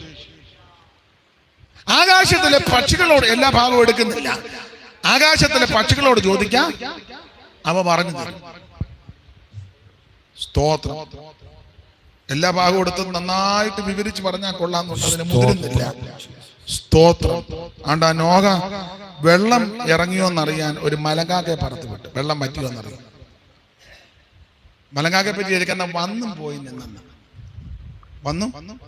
അങ്ങനെയുള്ള മലങ്കാക്കയുടെ ആത്മാവുള്ള ആൾക്കാർ സഭയിലുണ്ട്. ഈ ആഴ്ച വരും, അടുത്ത ആഴ്ച വന്നും പോയി, പിന്നെ ഒരാഴ്ച കഴിഞ്ഞ് വരും, പിന്നെ 2 ആഴ്ച നിനക്ക് മലങ്കാക്കയാ. വന്നും പോയി നിൽക്കുക. എന്നാലൊരു പ്രാവിനെ പറത്ത് വിട്ടു. പ്രാവ് അങ്ങോട്ട് പോയിട്ട് ഇരിക്കാൻ യാതൊരു ഇടവും കാണുന്നില്ല. നേരെ തിരിച്ച് പെട്ടകത്ത്. ഈ പ്രാവ് തരുന്ന ഉപദേശം ഈ ലോകം നമുക്ക് യോഗ്യമല്ല. പക്ഷികളോട് ചോദിക്കാമോ നിനക്ക്? ഈ പക്ഷി, ഈ പ്രാവ് പറയും, കുഞ്ഞുഞ്ഞമ്മേ, ഈ ലോകം നമുക്ക് യോഗ്യമല്ല. ജോയിക്കുട്ടി, ഈ ലോകം നമുക്ക്, നീ കലങ്കയെ പോയി ഇരിക്കരുത്. മാടക്കടയുടെ അവിടെ വെറുതെ പോയി ഇരിക്കരുത്. ബസ് സ്റ്റോപ്പിൽ കയറി നീ വെറുതെ ഇരിക്കരുത്. നീ ചുമ്മാ അവിടെ പോയി വായി നോക്കി നിൽക്കരുത്. അതായത് പ്രാവ് പറഞ്ഞത് നിനക്ക് പെട്ടകമായി യോഗ്യം. ദുഷ്ടന്മാരുടെ ആലോചന പ്രകാരം പാപികളുടെ വഴിയിൽ, പരിഹാസികളുടെ ഇരിപ്പിടത്തിൽ. അതായി പ്രാവ് തരുന്ന ഉപദേശം. പക്ഷികളോട് ചോദിക്കാമ പറഞ്ഞു. ഞാനെല്ലാം വിവരിക്കുന്നില്ല, വേറെ ഒത്തിരി ചേർത്ത് കോർത്തിണക്കിയാ പറയേണ്ടത്. ഇന്നതിന് മുതിരാത്തത് കൊണ്ടാണ്. സ്തോത്രം. ഒരിക്കൽ തമ്പുരാൻ കാക്കയെ വിളിച്ചേച്ച് പറഞ്ഞു, ഉപദേശം അവിടെ ഇരിപ്പുണ്ട്, അപ്പോ ഉറച്ചും കൊണ്ട്. കാക്കേനെയാണ് ആർക്കും ഇഷ്ടമല്ല. ഒന്ന്, എന്നെ പോലെ ശബ്ദം കൊള്ളുകയല്ല. രണ്ട്, കളറ് നല്ലതല്ല. കുയിലിരിക്കുമ്പോ കുയിലിനോട് പറ, കുയിലിനെ വിളിച്ചില്ല ദൈവം, കാക്കയോടാ പറ. അപ്പൊ ഒരു ചിന്തയാണ്, വേദപുസ്തകത്തിലുള്ളതല്ല. പക്ഷികളെല്ലാം കൂടെ ഒന്നിച്ച് കമ്മിറ്റി കൂടിയപ്പോൾ ഓരോ പക്ഷികൾ സാക്ഷ്യം പറഞ്ഞു. മയിൽ പറഞ്ഞു, ദൈവം എനിക്ക് തന്നിരിക്കുന്ന സൗന്ദര്യത്തിനായിട്ട് സ്തോത്രം, ഹല്ലേലൂയ. മഴക്കാറ് കാണുമ്പോൾ എനിക്ക് ചിറക് വിടർത്തി ആടുവാൻ തക്കവണ്ണം ദൈവം തരുന്ന അവസരങ്ങൾക്കായി സ്തോത്രം. അപ്പം കാക്ക അതെല്ലാം കണ്ടു. കാക്ക ദൂരെ ഇരിക്കുക. ഉണ്ട് കുയില് പറഞ്ഞു, ദൈവനാമത്തിന് മഹത്വം ഉണ്ടാകട്ടെ, നന്നായിട്ട് പാടുവാൻ ദൈവം തന്ന കൃപയ്ക്കായിട്ട് സ്തോത്രം. ശ്രുതി തെറ്റാതെ ഇതിൽ പറയല്ലേ ഇനി, അല്ല വേറെ എന്തൊക്കെ പറയുന്നതിന് സംഗതി, അതാ സംഗതി പോകാതെ പാടുവാൻ തക്കവണ്ണം ദൈവം എനിക്ക് തന്ന കൃപയ്ക്കായി. എന്നിട്ട് കാക്കേനെ ഒരു നോട്ടു, മുഴുവൻ ശ്രുതി തെറ്റി കിടക്കുക. അപ്പൊ കാക്കയ്ക്ക് അങ്ങ് സ്തോത്രം. അപ്പൊ തത്ത പറഞ്ഞു, ദൈവത്തിന് മഹത്വം തന്ന ഈ കളറിനായി പലവിധ വർണ്ണങ്ങളാൽ ദൈവം എന്നെ സൃഷ്ടിച്ചതോർത്ത് ഞാൻ ദൈവത്തെ, ചുണ്ടിനൊരു കളർ, പടലിയുടെ ഇവിടെ ഒരു ഡിസൈൻ, റിങ് അതൊരു ഡിസൈൻ, ഇങ്ങോട്ടൊരു കളർ, ദൈവം എനിക്ക് തന്നിരിക്കുന്ന ഈ കളറുകൾക്കായിട്ട് ദൈവത്തെ. എന്നിട്ട് കാക്കേനെ നോട്ടു. ഞാൻ വിവരിക്കുന്നില്ല. സ്തോത്രം, സ്തോത്രം. കാക്ക ഇതെല്ലാം കേട്ടും കണ്ടും അങ്ങ് മനപ്രയാസമായി. തേമേ കളറും ഈ ചുണ്ടും ആർക്കും തന്നെ വളരെ ഭാരത്തോടെ. ഇപ്പൊ തമ്പുരാന്റെ സുപ്രഭാതത്ത് പറഞ്ഞ് ഉപദേശം അവിടെ കരിയത്തിന്റെ അവിടെ ഉണ്ട്, അപ്പൊ ഉറച്ചും കൊണ്ട് കൊടുക്കാം. ഡെയിലി പ്രത്യേക ശുശ്രൂഷ.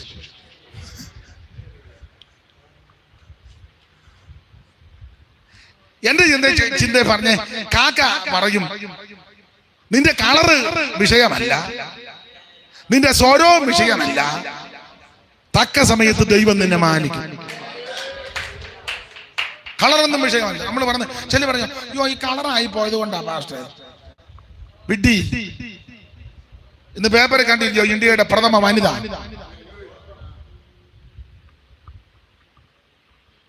കളറാണ് വിഷയം. കളറൊന്നും വിഷയമല്ല. ഇന്ന കുടുംബത്തിൽ പിറന്നതാ, അതാണ് വിഷയം. ലോകക്കാരെ ആ വിധത്തിൽ പോകുന്നെങ്കിൽ ദൈവമക്കളെ അത്ര അധികം. മുമ്പേ കേട്ടില്ലേ, കാക്കകളെ നോക്കിയിട്ട് മിൻ വിതയ്ക്കൊന്നില്ല, കൊയ്ത് കള്ളപ്പൂരയൊന്നും നിറയ്ക്കുന്നില്ല. കാക്കകളെ നോക്കിടുവിൻ വിതയ്ക്കുന്നില്ല, കൊയ്തു കള്ളപ്പൂരയൊന്നും നിറയ്ക്കുന്നില്ല.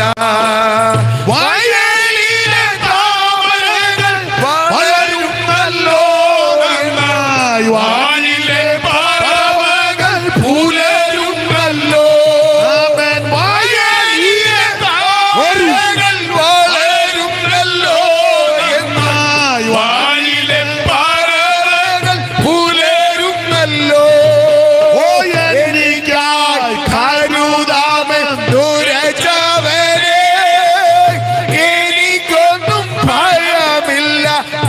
വിലച്ചിടുമ്പോ എനിക്കായി കരുതുവാൻ ഇഹത്തിലില്ലേ ചുമതുന്ന ഭാരമല്ല നിന്റെ ചുമലിൽ.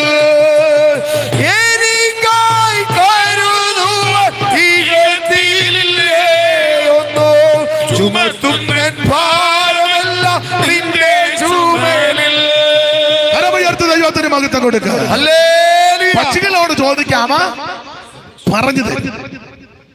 സ്തോത്രം സ്തോത്രം സ്തോത്രം.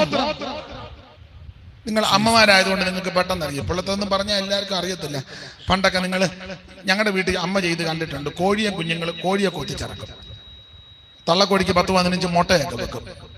അതിനെല്ലാം ഉരുളിക്കകത്ത് ഞങ്ങളുടെ വീട്ടിൽ ചെയ്തതാണ്. ഉരുളിക്കകത്ത് ഇങ്ങനെ മുട്ട വെച്ച് പൊരുന്ന കോഴിയെ ഇരുത്തി, എനിക്കൊന്ന് 21 ദിവസമാണെന്ന് തോന്നുന്നു, അല്ലേ? 21 ദിവസം ഇരുത്തി കഴിയുമ്പോൾ ഇത് കൊത്തി വിരിഞ്ഞു. അപ്പൊ അതിനെ വിരിച്ചിറക്കാൻ അമ്മ ചെയ്യുന്ന കണ്ടിട്ടുണ്ട്. വിരിച്ചങ്ങോട്ട് ഇറക്കേണ്ട കുഞ്ഞുങ്ങളാണ്. അതിന്റെ ചുണ്ടിലൊരു ഇതുണ്ട്, അത് പൊളിച്ച് കളയും. ഈ പൊടിയരി എടുത്ത് കല്ലേ വെച്ച് നന്നായിട്ടൊന്നുകൂടെ ഒതുക്കും. അതൊരു ചെറിയ പാത്രത്തില് വെക്കും. പച്ചമഞ്ഞള് കല്ലേ വെച്ച് അരച്ച് വെള്ളത്തിൽ കലക്കും. ആ വെള്ളവും ഞാൻ കണ്ടിട്ടുണ്ട്. നിങ്ങൾ കണ്ടിട്ടുണ്ടോ എന്ന് അറിയത്തില്ല. കണ്ടു കാണും, എന്നേക്കാൾ പ്രായമുള്ളവരല്ലേ. ഈ കുഞ്ഞങ്കോഴി വന്ന് ഈ അരി കൊത്തും, വെള്ളത്തിലൊരു മുത്തും. എന്നിട്ട് ഇങ്ങനെ വെക്കുന്നത് കാണാം. M E Chacko sir class എടുത്തപ്പോൾ പറഞ്ഞു അത് സ്തോത്രം ചെയ്യുക. ആയുഷിൽ ആദ്യം തന്ന അരിക്കും വെള്ളത്തിനുമായി സ്തോത്രം, പിന്നെ ഒരു കൊത്തും ഒരു മുത്തും സ്തോത്രം. നീ മൂക്കുമൊട്ട തിന്നുന്നുണ്ട്, പ്രാർത്ഥിക്കുന്നുണ്ട്.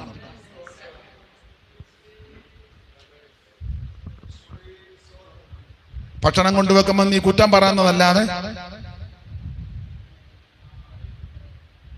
സ്തോത്രം. ദൈവം തരുന്ന ഭക്ഷണത്തിനായിട്ട് നന്ദി പറയാറുണ്ട്.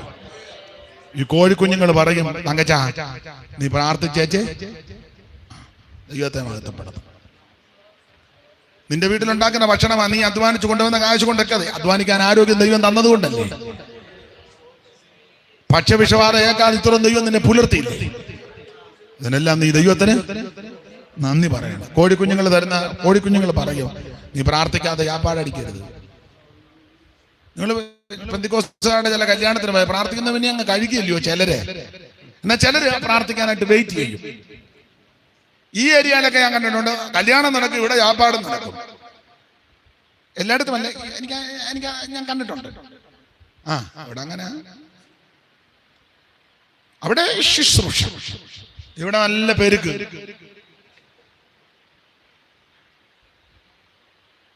എനിക്കറിയാം. അത് കഴിഞ്ഞ് പിന്നെ പറയും നീ പ്രാർത്ഥിച്ചേച്ചാ. അന്നേരം കുറെ പേര് കഴിച്ചേച്ച് ഞാൻ ഞങ്ങളുടെയൊക്കെ ആ ഏരിയയിൽ പറയും, ഉപദേശിമാരോടും പറയും, വിവാഹ ശുശ്രൂഷ കഴിഞ്ഞ ഉടനെ ഭക്ഷണത്തിനും പ്രാർത്ഥിച്ചോണം. അവിടെ ചെന്ന് മനുഷ്യനെല്ലാം മെനക്കെട്ട് ഷട്ടർ പൊക്കുന്നുണ്ടോ ഇടിച്ചു കയറി പ്രാർത്ഥിക്കത്തുമില്ല, ദൈവത്തെ വിളിക്കുകയല്ല, പാടില്ല. ദൈവം നിനക്ക് തരുന്ന ഭക്ഷണത്തിന് നന്മയ്ക്ക് വല്ല സ്തോത്രം ചെയ്യണം. നമ്മളൊരു പഴയ പാട്ട് പാടാം. അന്നോ ഞങ്ങൾക്കുള്ളതെല്ലാം തന്നു, ഓ അന്നോ ഞങ്ങൾക്കുള്ളതെല്ലാം തന്നു, പോറ്റുന്നു, ഓ ഇന്നും എന്നും കൂടെയുണ്ടെന്നുള്ള വാക്കു തന്നവൻ, ഇന്നും എന്നും കൂടെയുണ്ടെന്നുള്ള വാക്കു തന്ന. അപ്പൊ ശ്രദ്ധിക്കുക, ദൈവം തരുന്ന എല്ലാത്തിനും നാം നന്ദിയോടെ സ്തോത്രം ചെയ്യണം. പക്ഷികളോട് ചോദിക്കാവ പറഞ്ഞു തരും. ആട്ടെ, ഞാൻ വിവരിക്കുന്നില്ല. മൃഗത്തോട് ചോദിക്കാവ നിന്നെ ഉപദേശിക്കും, പക്ഷികളോട് ചോദിക്കാവ പറഞ്ഞു തരും. അല്ല, ഭൂമിയോട് സംഭാഷിക്കാം. ഈ ഭൂമി ഉപദേശം തരും. അകർത്യ നിമിത്തം വായിക്കാൻ മേലെന്ന്, അതായത് അവിടെ എവിടെയും കുലുങ്ങുന്നതും കിണർ താണും അകൃത്യമാണ്. ആ കിണറ്റിൻകര കിടന്ന് ഫോൺ ചെയ്ത് ആവശ്യമില്ലാത്ത എല്ലാം പറഞ്ഞു. സ്തോത്രം. ഭൂമിക്ക് താങ്ങാൻ മേലെന്ന് എന്തെല്ലാം കാട്ടായ്മ ഇവിടെ കാട്ടിക്കൂട്ടുന്നത്. സദൃശവാക്യം 30-ാം അധ്യായത്തിന്റെ 21 പറഞ്ഞ 3 നിമിത്തം ഭൂമി വിറയ്ക്കുന്ന 4 നിമിത്തം അതിന് സഹിച്ചുകൂടാ. അയ്യോ, ദാസൻ രാജാവായാൽ അവന്റെ നിമിത്തം ദാസനെ പിടിച്ച് രാജാവാക്കി. സഹിക്കാൻ മേലെ ഭൂമിക്ക് മിക്കവാറും കുലുങ്ങാൻ സാധ്യത. പിന്നെ ചുമ്മാ നടന്നവനെ പിടിച്ച് രാജാവാക്കി, സഹിക്കാൻ മേല. നാളൊരുത്തം പറഞ്ഞ അൺസഹിക്കബിൾ. ദാസൻ രാജാവായെന്ന് മനസ്സിലായില്ല. ഇപ്പൊ അത്ര മനസ്സിലായാൽ മതി. മിക്കവാറും ഭൂമി കുലുക്കത്തിന് സാധ്യത. പിന്നെ ഇപ്പൊ തന്നെ മൊത്തം ഒരു കുലുക്കത്തില്ല. ദാസൻ രാജ. ഞാൻ വാക്യമാ പറഞ്ഞു, നിങ്ങൾ വാക്യം എടുത്ത് വായിച്ചേ. മൂന്നിന്റെ നിമിത്തം ഭൂമി വിറയ്ക്കാതെ വായിച്ചേ. നാലിന്റെ നിമിത്തം അതിന് സഹിച്ച് കൂടാ. കാരണം അടുത്ത വാക്യം, ദാസൻ രാജാവായാൽ അവന്റെ നിമിത്തവും, പോച്ചൻ തിന്ന് തൃപ്തനായാൽ അവന്റെ നിമിത്തവും, വിലക്ഷണയ്ക്ക് കല്യാണം കഴിഞ്ഞാൽ അവളുടെ നിമിത്തവും, ദാസി യജമാനത്തിയുടെ സ്ഥാനം പ്രാപിച്ചാൽ അവളുടെ. ഇത് കാരണം വിറക്കുക. ദാസൻ രാജാവായി, ചുമ്മാ നടന്നവനെ പിടിച്ച് രാജാവാക്കി കിരീടവും വെച്ചു. നീ രാജാവ്. അവൻ അന്തം വിട്ട് ഞാൻ അങ്ങനെ എങ്ങനെയായി. അന്നേരം ഭൂമി കൂടുന്നു.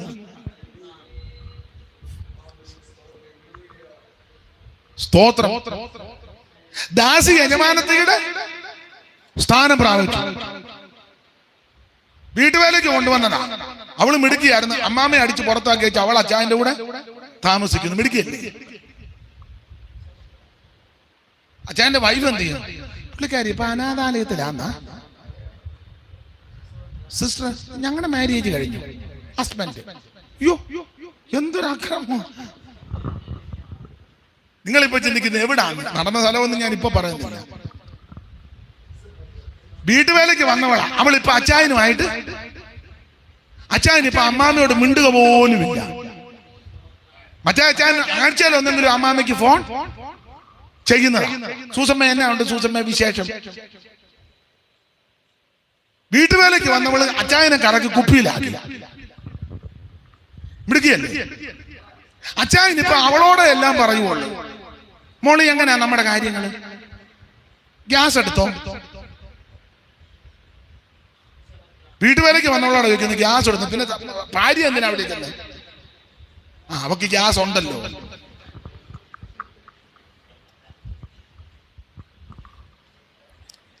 വീട്ടുവേലയ്ക്ക് വന്നവളോടാ പറഞ്ഞ അക്കൗണ്ട് നമ്പർ ATM കാർഡ് കൊണ്ടുപോയി വീട്ടുവേലക്കാരിയോട്. ജോലിക്ക് വന്നവിടെ അച്ചായന്റെ ATM കാർഡ് പാസ്ബുക്കും മിണ്ടുന്നില്ല. നിങ്ങൾ എന്നെ ഏതാണ്ട് കുഴപ്പടി ഉണ്ടല്ലോ.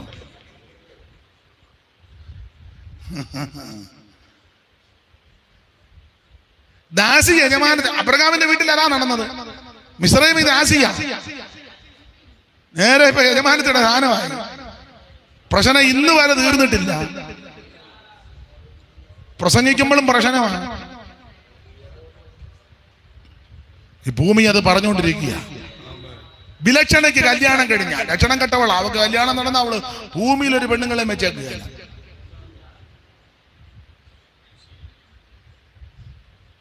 ലക്ഷണം കെട്ടവൾക്ക് കല്യാണം കഴിഞ്ഞ ഭർത്താവ് ഇച്ചിരി മിടുക്കനാന്നെ പിന്നെ പറയേ. ഇവിടെ എത്ര പുരുഷന്മാർ വന്ന് ആർക്കും ഇഷ്ടപ്പെട്ടില്ല. കോങ്കണ്ണി, അല്ലെ മുഖം ശരിയല്ല, അല്ലെ സ്വഭാവം ശരിയല്ല. സ്വഭാവം കൂടുതൽ ആർക്കും ഇഷ്ടപ്പെട്ടില്ല. അന്നേരം ഒരുത്തന്റെ തലേ വന്ന് കേറി. അയ്യോ ഇവള് ഭൂലോകത്തില് അവൾ ആദ്യം അമ്മായിമ്മയുടെ പള്ളക്കൂടെ അടുത്താണ്. അമ്മായിമ്മയുടെ അടിനാവി നോക്കി ഒരിടി. ഭർത്താവിന്റെ പെങ്ങളെ കാലുമടക്കി അടിച്ച് അവള് കനാലി പോയി. വിലക്ഷണക്ക് ഇവള് ലക്ഷണം കെട്ട് വീട്ടിൽ നിന്നതാ. ഒരു കുഞ്ഞുങ്ങൾക്ക് പോലും ഇവളോട് മാട്രിമോണിയൽ എന്ന് ഇട്ടിട്ടിട്ട് വശം കെട്ടി. അവര് വിളിച്ച് ഞങ്ങൾ വന്നൊന്ന് കാണട്ടെന്ന്.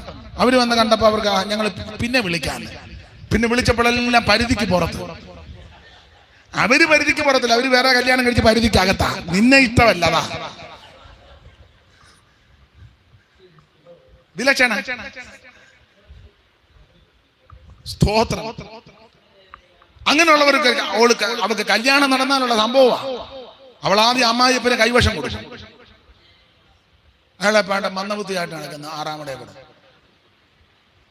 നേരത്തെ സഭായത്തിന് വന്ന മൂപ്പന അമ്മായിയമ്മയെ അനാഥാലയത്തിലും വിട്ട്. അവൾ മിടുക്കില്ല. പെങ്ങളെ കാലുമടക്കി അടിച്ച് കനാലിൽ ഇട്ടു. ആധാരം അവിടെ വേരിലും ആക്കി. കമ്പിമുള്ളു ഇട്ട്. കമ്പിമുള്ളു എങ്ങനുണ്ട്? വിലക്ഷണയ്ക്ക് ലക്ഷണം കെട്ട ഭൂമി വിറക്കുക ഉണ്ടോ? യശയാപ്രവചനം വായിക്കുന്ന ഭൂമി പൊടുപൊട പൊട്ടുന്നു, കീറുന്ന. കാരണം അകൃത്യം. ഈ ഭൂമിയിൽ മുഴുവൻ അകൃത്യങ്ങൾ നടക്കുക. ചതിവ്, വഞ്ചന, കൊട്ടേഷൻ ടീമുകൾ കൊണ്ട് തട്ടുകല്ലേ, അതിക്രമം വർദ്ധിക്കുന്നു. ഇപ്പൊ ആർക്കും ആരോട് ഒന്നും പറയാൻ പറ്റും. അന്നേരം ഉടനെ കൊട്ടേഷൻ കൊടുക്കുക, തട്ടിയാക്കാൻ. അതിക്രമം പെരുകുന്നു. പെട്രോൾ പമ്പിൽ പെട്രോൾ അടിക്കാൻ ചെന്നു, ചില്ലറ ചോദിച്ചോണ്ട് തർക്കമായി. ഒന്ന് തിരിച്ച് ബൈക്കാ പോയിട്ട് രണ്ടുപേരെ കൂട്ടി തട്ടി. കണ്ടോ? എന്തോ കാലമാണ്. അതിക്രമങ്ങളും അക്രമങ്ങളും പെരുകുക. പെങ്ങളോട് ആരോ അനാവശ്യം പറഞ്ഞ ആങ്ങളെ ചോദിക്കാൻ ചെന്നു, കൂട്ടുകാർ കൂടി അവനെ തട്ടി. തീർന്നില്ലേ? എന്തൊക്കെയാ ഞാൻ വിവരിക്കുന്നത്, നിങ്ങൾക്കറിയാമല്ലോ. ഭർത്താവ് ഭാര്യയോട് പറഞ്ഞ് ഇങ്ങോട്ട് വാടിയിരുന്നു. ഉടനെ അവള് പീഡന കേസിന് പരാതിയും കൊടുത്തു. എന്നെ പീഡിപ്പിച്ചു. കുടുംബ കോടതി കേസ്. പിന്നെ പക്ഷെ ഇവൻ ഇറങ്ങി നടക്കണ്ടേ? അതിക്രമം. ഭാര്യ കീഴ്പ്പെടണ്ടേ? ഭർത്താവ് ഭാര്യയെ സംരക്ഷിക്കണ്ടേ? ഇത് രണ്ടും നടക്കുന്നില്ല. അതിക്രമം പെരുകുക. അതുകൊണ്ട് ഭൂമി പൊടുപൊട പൊട്ടുന്നു, കീറുന്നു, മത്തനെ പോലെ ചാഞ്ചാണ്. ഇനിയും കുലുക്കം ഉണ്ടാകും. പ്രവാചകന്മാരൊക്കെ പറയും 2023 വിടുതല. ചുമ്മാ പറഞ്ഞ കുലുങ്ങാനിരിക്കുക മുഴുവനും കൂടെ. അവന്മാർ ചുമ്മാ കിടന്ന് അലറുക. നിങ്ങളത് കേട്ട് ഇളകരുത്.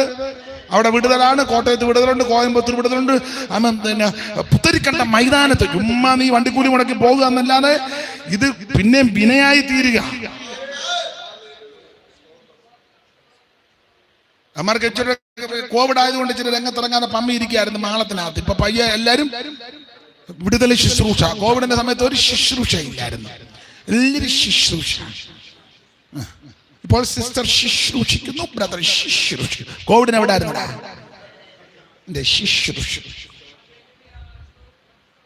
ഇത് കണ്ട ഇളകരുതെന്നായി പറഞ്ഞത്. അവര് പറഞ്ഞു 2023 വിടുതലിന്റെ ചുമ്മാതാ, വലിയ സാധനം വരാനിരിക്കുക. അപ്പൊ ചോദിക്കേ, ഞാൻ എങ്ങനെ? നീ കൃപ പ്രാപിച്ചോ, സഹിക്കാനുള്ള കൃപ പ്രാപിച്ചോ, തളർന്നു പോകാതിരിക്കാനുള്ള കൃപ പ്രാപിക്കണം, അതിജീവിക്കാനുള്ള ദൈവകൃപ ഏറ്റെടുക്കണം, ഇതിൽ ക്ഷീണിച്ചു പോകാതിരിക്കാൻ ദൈവകൃപ ഏറ്റെടുക്കണം, പ്രാർത്ഥിച്ച് നീ ബലപ്പെടണം, ആത്മാവിൽ ശക്തിപ്പെടണം. Praise the Lord, praise the Lord, praise the Lord. കരമുയർത്ത് ദൈവത്തിന് മഹത്വം കൊടുക്കുക. ബാക്കി ഭാഗം നമുക്ക് പിന്നീട് അടുത്ത ഓരോ മാസവും നമുക്ക് ഒന്നിച്ചു കൂടി ദൈവത്തെ ധ്യാനിക്കാം. എല്ലാവരും പ്രാർത്ഥിച്ചാട്ടെ. Hallelujah, hallelujah. വിശ്വസ്തരായി ജീവിക്കുവാൻ, വിശുദ്ധിയോടെ ജീവിക്കുവാൻ, പരമാർത്ഥതയോടെ ജീവിക്കുവാൻ എല്ലാവരും പ്രാർത്ഥിക്കാം. ഓ ദൈവത്തിന്റെ മഹത്വം, ദൈവത്തിന്റെ മഹത്വം, ദൈവത്തിന്റെ മഹത്വം, ദൈവത്തിന്റെ മഹത്വം. മുമ്പേ പാടിയ പാട്ടിന്റെ 2 ചരണങ്ങൾ നമുക്ക് ചേർന്ന് പാടാം.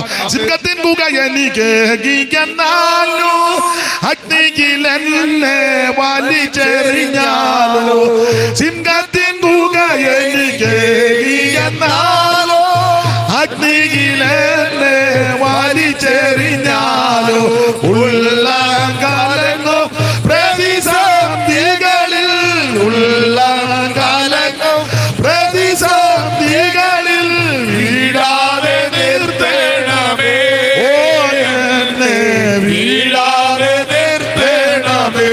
അവൻ ഉള്ളകാലങ്ങോ പ്രതിസന്ധികളിൽ, ഉള്ളകാലങ്ങോ പ്രതിസന്ധികളിൽ വീഴാതെ നിർത്തേണമേ.